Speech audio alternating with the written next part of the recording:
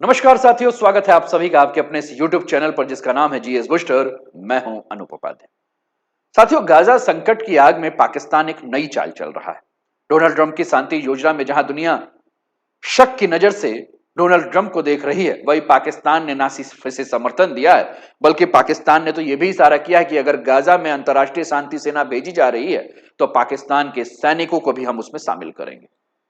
लेकिन साथियों, ये जो पूरी की पूरी जो चर्चा आज हम आपके साथ कर रहे हैं, ये वर्तमान की चर्चा नहीं है, करंट इशू ही नहीं है। ये करंट तक ही, यानी कि अगर हम बात करें तो समसामयिकी तक ही सीमित नहीं है।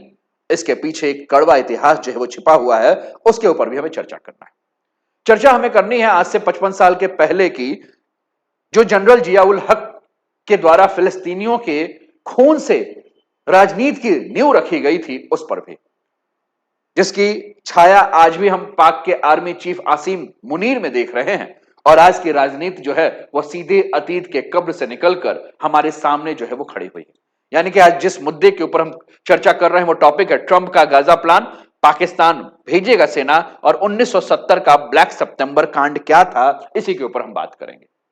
चैनल पर पहली बार है साथियों तो चैनल को सब्सक्राइब करके बेल आइकन दबा दीजिएगा कि यहां आने वाले हर वीडियो का नोटिफिकेशन आपको समय पर मिल सके। वीडियो को अंत तक देखिएगा और अपने विचार जो है वो कमेंट के माध्यम से हम तक अवश्य पहुंचाइएगा। साथियों, आपने कल का वीडियो जरूर देखा होगा जिसमें हम लोगों ने 20 पॉइंट्स के ऊपर बात की थी, 20 सूत्रीय शांति प्लान के, जिसमें हमने चर्चा की थी कि अमेरिका के राष्ट्रपति डोनाल्ड ट्रंप और इजराइल के प्रधानमंत्री बेंजामिन नेतन्याहू ने व्हाइट हाउस में प्रेस कॉन्फ्रेंस किया और उन्होंने गाजा में शांति के लिए एक 20 सूत्रीय प्लान के बारे में बात किया, जहां वो गाजा संकट का समाधान करने वाले हैं। और सबसे विशेष बात यह हो साथियों कि इस प्लान में ना तो यूनाइटेड नेशन को और ना ही हमास को जो है रखा गया है, यानी कि उनकी कोई औपचारिक भूमिका भी नहीं। अब ये जो प्लान था, इस प्लान का पूरा उद्देश्य ये था कि तत्काल सीज फायर किया जाए, तत्काल युद्ध विराम किया जाए, जिससे कि हिंसा रुके और मानवीय सहायता जो है वो गाजा में पहुंचाया जाए, जिससे कि आम नागरिकों के जो दैनिक स्थिति है उसमें सुधार, विस्थापित जो भी गाजा के लोग हैं, गाजा जो वासी हैं, उनको वापस बुलाया जाए और शरणार्थियों को सुरक्षित रूप से जो है वो गाजा में लाया जाए। ये सारा उद्देश्य। अब ये सारी की सारी जब चर्चा चल रही थी तो इन चर्चाओं के बाद अगर हम बात करें तो पाकिस्तान ने कहा कि भैया हम भी अपनी आर्मी भेजेंगे अगर ट्रंप गाजा प्लान 2025 में शांति की बात कर रहे हैं। लेकिन जैसे ही सारी की सारी बातें हुई, पाकिस्तान के विदेश मंत्री इसाक डार ने जब ये बातें कहा कि भैया हम भी भेजेंगे इंटरनेशनल स्टेबलाइजेशन फोर्स आईएसएफ में, तो फिर ये व्यक्ति जिसका चेहरा आपके स्क्रीन पर देखने को मिल रहा है, इसका चेहरा फिर से सामने आया। 55 साल पुरानी बातें जो हैं वो फिर से सामने आई कि किस प्रकार से यह 25,000 फिलिस्तीनियों के मौत से, 25,000 फिलिस्तीनियों के खून से अपना हाथ जो है रंगा हुआ है और पाकिस्तान की राजनीति में यह दरिंदा जो है अपना नाम बना रहा है। डोनाल्ड ट्रंप के द्वारा जब यह बातें कही गई तो 8 मुस्लिम कंट्रीज, आप ये देखिए एक point, the 20 points plan to end the war in Gaza and free remaining hostage, ये बातें हुई थी। और ट्रंप का जो मिड ईस्ट पीस प्लान है ये आपके स्क्रीन पर आपको देखने को मिल रहा है। आपके स्क्रीन पर साथियों ये मैप भी देखने को मिल रहा है। आप देखिए, इजराइल है, ये वेस्ट बैंक है, जेरूसलम है, जॉर्डन है, गोलन हाइट्स है, सीरिया है, लेबनान है, गाजा है, सिनाई है, इजिप्ट है, ये क्षेत्र आपको देखने को मिल रहा है। ये मैप को बड़े ध्यान से देखिएगा क्योंकि चर्चाएं आज हमारी इन्हीं पे चल रही है। शांति समझौता जो अमेरिका का है, इस पे कई सारे सवाल उठ रहे हैं कि क्या नेतन्याहू द्विराष्ट्र समाधान पर अपनी पॉलिसी को बदलेंगे, क्योंकि नेतन्याहू ने कहा है कि हम फिलिस्तीन को तो मानते नहीं है। दूसरा, हमास को हथियार छोड़ने पर कैसे राजी किया जाएगा, इस पर कोई चर्चा नहीं हुई। गाजा में हमास की क्या भूमिका होगी, इस पर भी कोई चर्चा नहीं हुई। और समझौता होता है तो गाजा पर किसका शासन होगा, इस पर भी चर्चा नहीं हुई। इसलिए जो ये शांति समझौते की बात हो रही है अमेरिका की, इस पर कई सारे डाउट जो है वो देखने को मिल रहा है। गाजा प्लान को जो मुस्लिम देश हैं, इन मुस्लिम देशों ने, 8 मुस्लिम देशों ने जो है वो संयुक्त पहल के माध्यम से इस प्रस्ताव को स्वीकार किया है। और इसमें मूल में यही उद्देश्य था कि गाजा संकट को जो है वह समाप्त किया जाए और मुस्लिम देश इसमें अपनी सक्रिय भूमिका जो है वो निभाए। अब पाकिस्तान ने कहा कि भैया हम भी अपनी सेना भेजेंगे। तो सबसे बड़ा प्रश्न यही होता है कि पाकिस्तान में ये चाल क्यों चली, पाकिस्तान को इससे क्या मिलेगा। सत्य, पाकिस्तान खुद को जो है, जो कि एक आतंकवादी देश है, एक चरमपंथी देश है, हम जानते हैं कि भारत में जो भी आतंकी घटनाएं घटती हैं उसमें पाकिस्तान का हाथ होता है, लेकिन पाकिस्तान इस समय जो है वह ये चाहता है कि जो आतंकवादी की छवि, आतंकवाद की जनक की छवि, आतंकवाद के मदर की छवि जो उसके ऊपर लगी हुई है, जो चरमपंथ के देश की छवि उसके ऊपर लगी हुई है, उसको मिटाए और खुद को शांति का रक्षक, पीस कीपर के रूप में जो है वो अंतर्राष्ट्रीय पटल पर अपने आप को पेश करे। पाकिस्तान लंबे समय से यह चाहता है कि मुस्लिम जगत में खुद को जो है वह एक नेता दिखाए, उम्माह दिखाए, और इस बयान के जरिए वह organisation of Islamic corporation OIC में अपनी केंद्रीय भूमिका को जो है वो मजबूत करना चाहता है। गाजा मुद्दे के ऊपर जब पाकिस्तान ने ये बातें कही तो पाकिस्तान के घरेलू राजनीति में भी इसका एक भावनात्मक महत्व है, क्योंकि फिलिस्तीन और पाकिस्तान कहीं ना कहीं धर्म के माध्यम से अपने आप को जोड़ना चाहते हैं। यानी कि पाकिस्तान के विदेश मंत्री इसहाक डार ने जब यह बयान दिया तो ऐसे बयान के माध्यम से इसहाक डार ये चाहते हैं कि पाकिस्तान की सरकार को पाकिस्तान के लोगों के द्वारा सहानुभूति मिले, पाकिस्तान के लोग धार्मिक भावनाओं के साथ जो है वो पाकिस्तान की सरकार के साथ खड़े हो जाए। और इसमें इंडिया फैक्टर भी कहीं ना कहीं बहुत इंपॉर्टेंट है। आप जान रहे हैं कि अभी ऑपरेशन सिंदूर हुआ या इसके पहले कितने भी जो भी घटनाएं घटी, इजरायल हमेशा भारत के साथ खुलकर रहता है और पाकिस्तान यह संदेश देना चाहता है कि अगर भारत के साथ इजरायल है तो फिलिस्तीन के साथ पाकिस्तान है। और साउथ एशिया में इजरायल और फिलिस्तीन का जो इशू है इसको एक नया कूटनीतिक रंग जो है वो पाकिस्तान देना चाहता है। लेकिन बात केवल पाकिस्तान की ही नहीं है। पाकिस्तान के अलावा अगर बात करें तो एक और मुस्लिम देश है जिसका नाम है इंडोनेशिया। इंडोनेशिया और इंडोनेशिया के अलावा अन्य जो मुस्लिम देश हैं, इन्होंने भी कहा है कि भैया शांति रक्षक जो सेना होगा उसमें हमारे सैनिक जो जाएंगे। इंडोनेशिया ने कहा कि भैया हम 20,000 सैनिक जो है इसमें भेजेंगे। अब जब इंडोनेशिया ने कहा कि 20,000 सैनिक भेजेंगे तो इसका मतलब है कि पाकिस्तान के ऊपर जो है एक दबाव आ जाएगा। क्यों? क्योंकि अगर वास्तव में मुस्लिम इंटरनेशनल स्टेबलाइजेशन फोर्स का निर्माण होता है और इंडोनेशिया 20,000 सैनिक भेजता है तो इंडोनेशिया जो है एक फ्रंट लीडर के रूप में जो है वो सामने आएगा। और पाकिस्तान ये कहीं से नहीं चाहता है कि मुस्लिम जगत में इंडोनेशिया एक नया नेता बने। पाकिस्तान हमेशा चाहता यही है कि मुस्लिम जगत में जो है वह पाकिस्तान ही उम्माह बने, पाकिस्तान ही जो है उसके पास नेतृत्व रहे। इसलिए पाकिस्तान के ऊपर दबाव बढ़ेगा कि पाकिस्तान अपना सैनिक भेजे, नहीं तो पाकिस्तान की स्थिति मुस्लिम जगत में कमजोर पड़ जाएगी। यानी कि मुस्लिम देशों में एक कंपटीशन चल रहा है, एक प्रतिस्पर्धा चल रही है कि कौन फिलिस्तीन के मुद्दे में रक्षक बनेगा, कौन फिलिस्तीन के मुद्दे में लीडर बनेगा। अब हमें यह भी समझना है कि यहां नेतन्याहू का नजरिया क्या है, इजरायल का स्टैंड क्या है। साथियों, प्रधानमंत्री हैं इजरायल के बेंजामिन नेतन्याहू। इन्होंने साफ कहा है कि फिलिस्तीन को कभी देश के रूप में यह मान्यता नहीं देंगे। और यहां जो चर्चा हो रही है वो टू स्टेट सॉल्यूशन के बारे में हो रही है। टू स्टेट सॉल्यूशन का मतलब कि इजरायल और फिलिस्तीन, आपके स्क्रीन पर ये फ्लैग है, ये फिलिस्तीन का फ्लैग देखने को मिल रहा है और ये इजरायल का फ्लैग जो है वो आपकी स्क्रीन पर देखने को मिल रहा है। तो टू स्टेट सॉल्यूशन की जो बातें हो रही हैं कि इजरायल और फिलिस्तीन को अलग अलग स्वतंत्र देश के रूप में मान्यता दिया जाए, लेकिन नेतन्याहू का जो स्टैंड है वो कहीं भी इजरायल को अभी भी सिक्योरिटी डोमिनेंस और कंट्रोल पॉलिसी के ऊपर जो है वो रखे हुए हैं। यानी कि अभी तक कोई भी इसके राजनीतिक समाधान के ऊपर चर्चा नहीं हुई। यानी कि ट्रंप ने जो अपना 20 पॉइंट्स प्लान बताया है, इस 20 पॉइंट्स प्लान में सीज फायर की बात हुई है कि युद्ध को तत्काल रोक दिया जाए, और दूसरा उन्होंने कहा है कि गाजा के लोगों को वापस लाइए और जो भी बेसिक नीड्स है, जो मूलभूत आवश्यकता है, उनको स्कूल दीजिए, सड़क दीजिए, आवास दीजिए, चिकित्सा दीजिए, भोजन दीजिए, पानी दीजिए, यहीं तक सीमित है।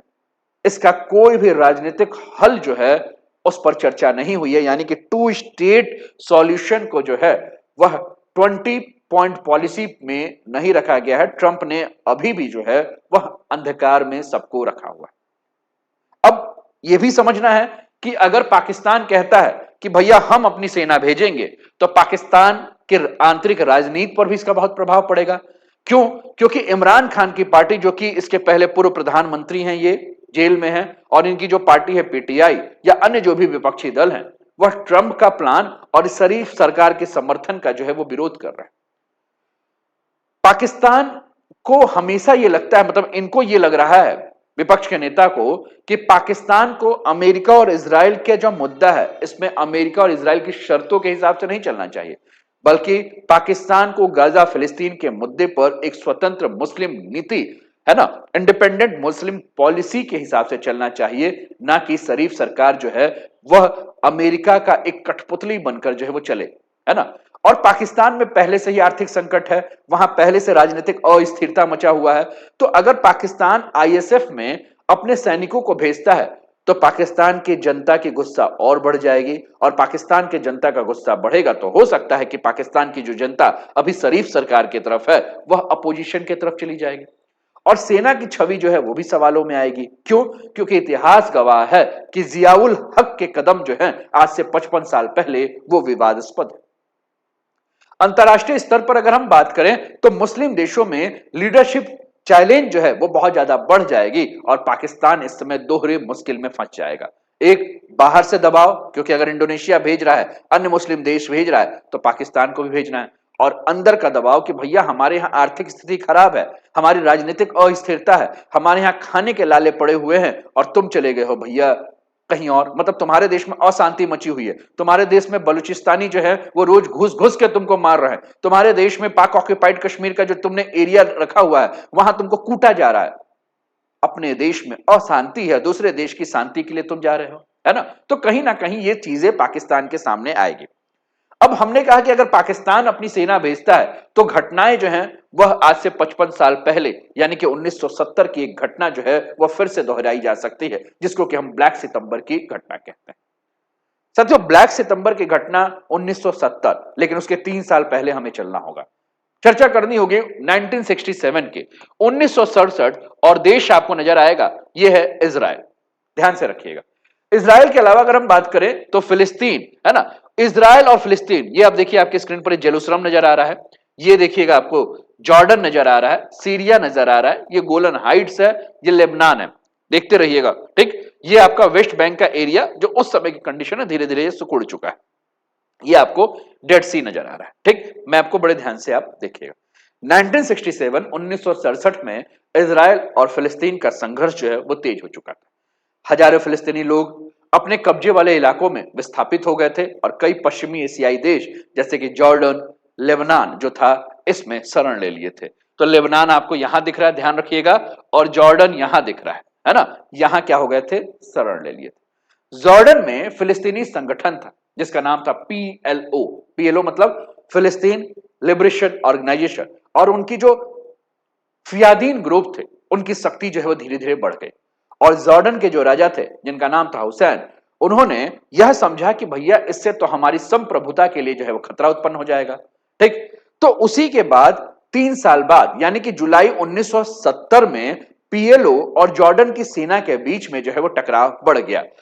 पीएलओ यानी कि जो फिलिस्तीन से शरणार्थी बन के कहां आए थे, जॉर्डन, और जॉर्डन के राजा को क्या लगा कि भाई कहीं ऐसा मत हो कि ये हमारे देश में आकर हमारे देश में ही जो है उठापटक करना शुरू कर दे, हमारे देश में ही जो है वो विखंडन की बातें हो गई। तो जॉर्डन के राजा यानी कि जॉर्डन की टीम और इधर जब से जो फिलिस्तीन की टीम आई थी उन दोनों के बीच में टकराव बढ़ा। सितंबर 1970 में जॉर्डन की सेना ने बड़े पैमाने पर ऑपरेशन किया, और ऑपरेशन में जॉर्डन की आर्मी के साथ पाकिस्तान के ब्रिगेडियर जियाउल हक की जो है वह मदद भी शामिल थी। जियाउल हक जिसकी फोटो मैंने इस वीडियो को जब शुरू की थी तो उस समय आपको दिखाई थी, है ना।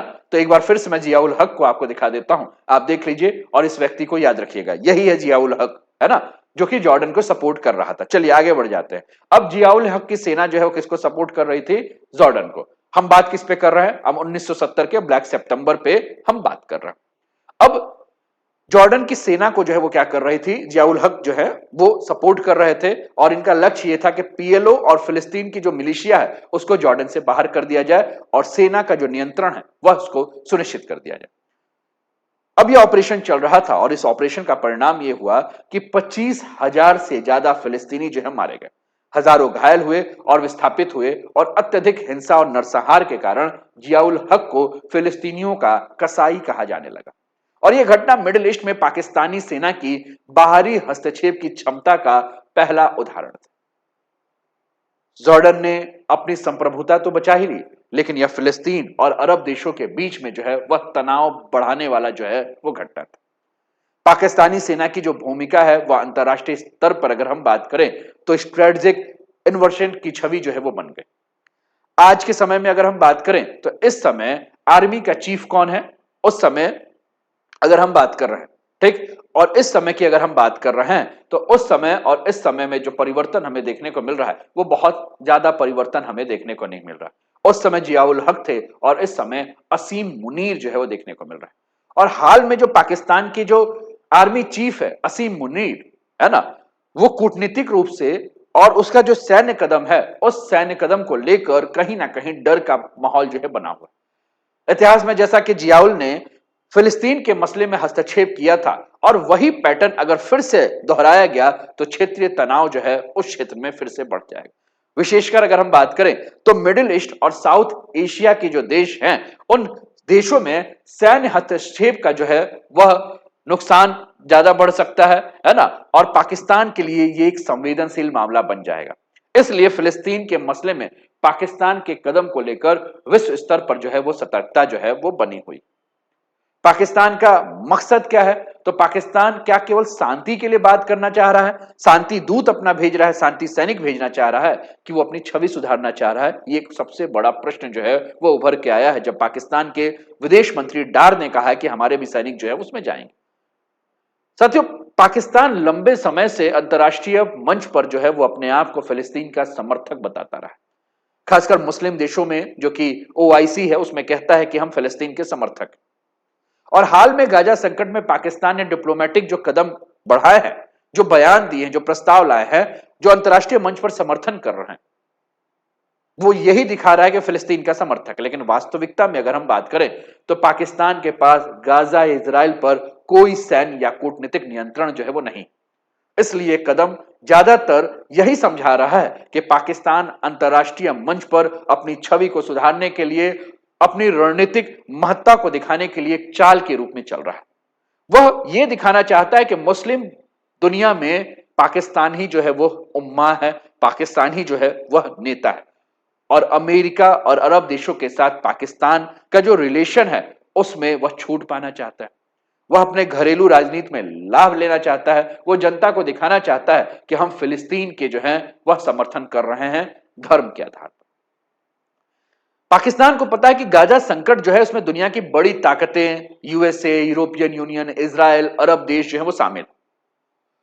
ओआईसी और अरब देश में पाकिस्तान अपनी सक्रियता दिखाकर भारत और इजराइल के साथ अमेरिका की जो बढ़ती हुई दोस्ती है उस बीच में खुद को लाकर जो है वह अपने आप को बड़ा बनाना चाहता है। लेकिन इस तरह के बयान जो हैं वह असली शांति के निर्माण से बिल्कुल ही अलग है।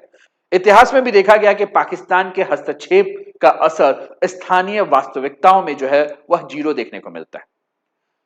इजराइल के प्रधानमंत्री जो बार बार ये बात कह रहे हैं कि फिलिस्तीन को स्वतंत्र देश हम नहीं बनने देंगे, इसका मतलब सीधा सा यही समझ में आ रहा है कि गाजा और वेस्ट बैंक पर इजराइल पूर्ण नियंत्रण जो है अपना रखेगा और शांति प्रक्रिया का उद्देश्य दोनों पक्षों के बीच में अभी तत्कालिक सीज फायर या तत्कालिक युद्ध विराम और हॉस्टेज रिलीज तक ही जो है वो है। इसका कोई राजनीतिक समाधान हमें देखने को नहीं मिल रहा। इसलिए अंतर्राष्ट्रीय शांति की प्रक्रिया के तहत होने वाली बैठक और उसका असली लक्ष्य यही है कि वायलेंस यानी कि जो हिंसा है उसको मैनेज किया जाए। लेकिन अभी तक पॉलिटिकली, राजनीतिक रूप से कोई बहुत बड़ा, जैसा कि मैंने कहा, कि उम्मीद नहीं दिख रहा है। पाकिस्तान या किसी देश की मध्यस्थता का असर बहुत ही सीमित होगा, क्योंकि मुख्य निर्णायक अगर इसमें कोई है तो इजराइल और अमेरिका ही है। निर्णय इजराइल और अमेरिका को ही करना है। तो साथियों, गाजा संकट के बारे में अगर हम बात करें तो पाकिस्तान की भूमिका दुनिया के निगाहों में जो है वो ये है कि पाकिस्तान दुनिया की निगाहों में अपने आप को टिकने देना चाहता है। एक तरफ वो शांति सेना भेजने की बात कर रहा है, लेकिन दूसरी तरफ उसका जो इतिहास है उसे फिर से कटघरे में खड़ा करता है, क्योंकि यही पाकिस्तान आज से 55 साल पहले 25,000 फिलिस्तीनियों के हत्या का जो है वह हत्यारा है। और अब देखना यह है कि पाकिस्तान अपने अतीत से सबक लेकर सचमुच शांति की दिशा में काम करेगा या फिर से इतिहास को दोहराने का काम करेगा। आपके स्क्रीन पर एक तस्वीर है, ब्लैक सितंबर, the role of Pakistan, general Ziaul Haq in 1970 मास्केयर of 25,000 फिलिस्तीन इन जॉर्डन। ठीक, उम्मीद कर रहा हूं कि यह वीडियो आपको समझ में आया होगा, पसंद आया होगा। अपने विचारों को कमेंट के माध्यम से हम तक पहुंचाइए। अभी तक सब्सक्राइब नहीं किया तो सब्सक्राइब कर दीजिए, लाइक नहीं किया तो लाइक कर दीजिए, कमेंट नहीं किया तो कमेंट कर दीजिए और शेयर नहीं किया तो शेयर कीजिए। अपना ध्यान रखिए, स्वस्थ रहिए, मस्त रहिए, तंदुरुस्त रहिए, हंसते खेलते मुस्कुराते हुए जीवन का आनंद लीजिए। जय हिंद, जय भारत।